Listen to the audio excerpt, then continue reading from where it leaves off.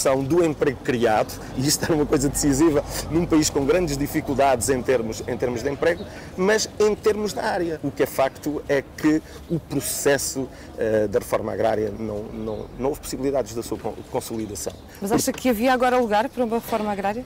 Para uma nova reforma agrária? Eu acho que em torno do Alqueva e do perímetro da rega do Alqueva, provavelmente fazia sentido equacionar uma reestruturação, portanto, fundiária. Não foi esse o caminho político que foi seguido. Eu penso que provavelmente deixou-se passar uma oportunidade histórica de fazer uma reestruturação fundiária num território que é cerca de 1/3 do país. Com uma característica, é que Portugal, ao contrário dos países do centro e norte da Europa, teve um processo de industrialização sem um processo prévio de reforma agrária, o que criou problemas num desenvolvimento económico e harmonioso, portanto, do nosso país. Nós entramos na industrialização sem um processo de reforma agrária, traduzido numa reestruturação fundiária, numa agricultura capitalizada e intensiva, que de alguma maneira pudesse absorver os produtos da indústria. Tivemos, historicamente, esse problema. Mas pronto, mas mesmo sem esse processo, o que é que se ganhou? O que é que se ganhou? Ganharam-se duas coisas.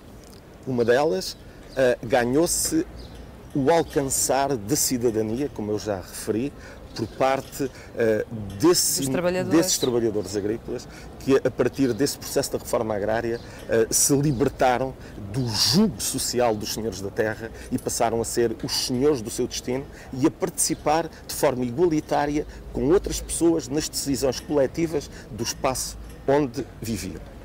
O que ficou, o segundo aspecto, é que a reforma agrária mostrou que num quadro político, social e económico, onde parece que não há qualquer tipo de alteração, onde parece que ele é eterno, como se fosse uma inevitabilidade da vida, aparece uma nesga pela qual se pode transformar o mundo.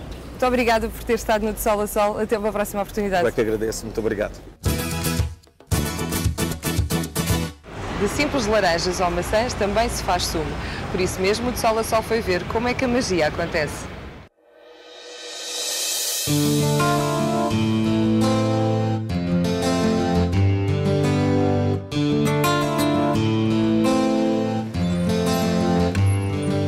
Fazer sumos naturais tem um processo simples em que a fruta é o único elemento utilizado na composição, mas antes o seu processo de seleção é minucioso. Inicialmente a escolha é feita de forma manual e de seguida é posta na linha de produção, onde é feita uma segunda análise. Só depois a fruta é esmagada, passando a sumo. A quantidade de líquido e de polpa de fruta tem de ser regulada para determinar qual a qualidade de sumo a produzir, natural ou smoothie, ou seja, com uma polpa mais concentrada. E é no cilindro giratório que é definida essa consistência. Este processo não utiliza produtos químicos. Está pronto o sumo, feito apenas da sua propriedade mais importante, a fruta.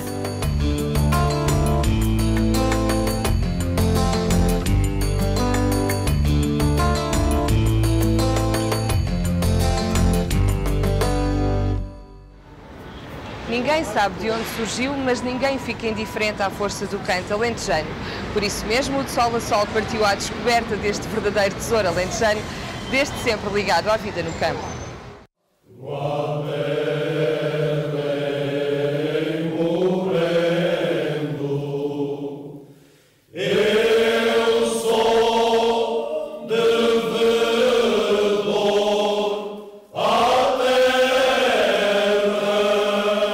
Cantam o Alentejo mesmo quando não falam dele. Cantam o ser e o sentir alentejano, a terra, a natureza, o amor e a saudade. As palavras são uma força viva nascida nas ruas e nas searas de trigo. É o inconfundível som do cante.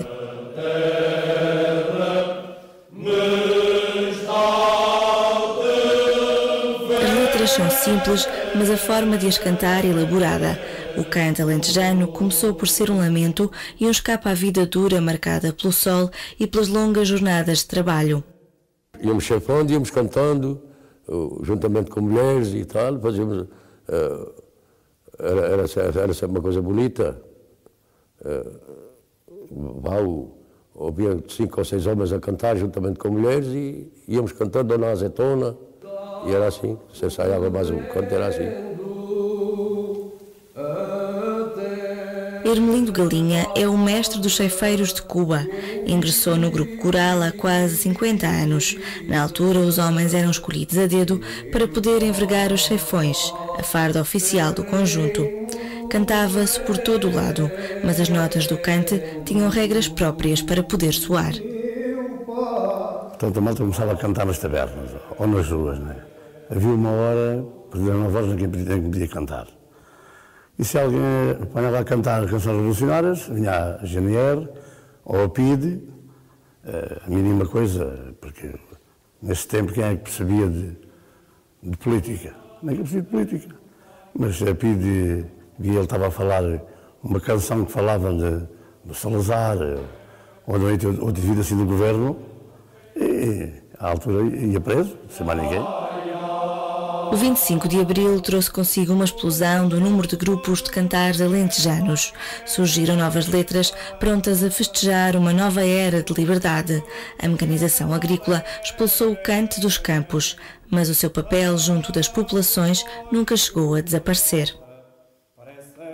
Sim, e uma forma de sociabilização, de convívio, de descargo emocional, de ligação entre os homens, sobretudo, mas também entre homens e mulheres, porque ao contrário daquilo que se pensa, as mulheres também cantam, não só no âmbito de grupos femininos, dos grupos femininos que hoje existem, sempre cantavam em família, nos piqueniques, nos convívios familiares, mas conhecem o repertório todo e todas elas sabem cantar.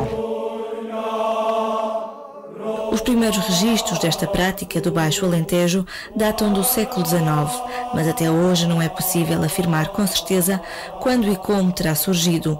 Há quem fale da influência da música religiosa, dos sons judaicos ou até do norte de África, mas mais importante que as suas origens é a força que transmite. Talvez por ser um ato coletivo e não um ato isolado, porque se um pintor se pintar um quadro, certamente está a dizer, a transmitir aquilo que está a sentir naquele momento. Mas é um ato isolado, é um ato de uma única pessoa. E aqui penso que a beleza do canto e a sua força reside precisamente no facto de ser transmitido por um conjunto de gente que parece que ao mesmo tempo estão a viver as mesmas emoções. Um reviver de emoções nem sempre é fácil de ser sentido pelos mais novos. Os grupos corais alentejanos contam com poucos. Os ceifeiros de Cuba têm 4. António e Luís encontraram no canto uma forma de conhecer melhor as suas origens. Aprende-se aqui lições de vida, né? Porque pessoas idosas trabalharam no campo, coisa que nós não trabalhamos, como é óbvio. Aprendemos histórias de vida, aprendemos como era antigamente, como era o campo, como era o sol e como era o Alentejo, como eram as brincadeiras, porque antes não havia brincadeiras, era tudo muito monótono, era a vida do campo, casa e campo. Acho que é muito interessante essa vida. Interessante saber, né? Porque atualmente cada um de nós já vive sem um computador, não é verdade? O cante veio significar, e se calhar mais do que aquilo que eu pensava quando ingressei no grupo.